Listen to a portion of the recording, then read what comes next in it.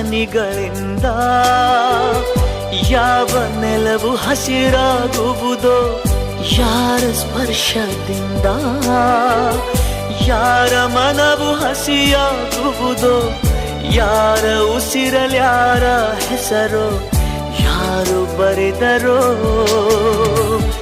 ಯಾವ ಪ್ರೀತಿ ಹೂವು ಯಾರ ಹೃದಯದಲ್ಲರಳುವುದೋ, ಯಾರ ಪ್ರೇಮ ಪೂಜೆಗೆ ಮುಡಿಪೋ ಯಾರು ಬಲ್ಲರೋ. ಮುಂಗಾರು ಮಳೆಯೇ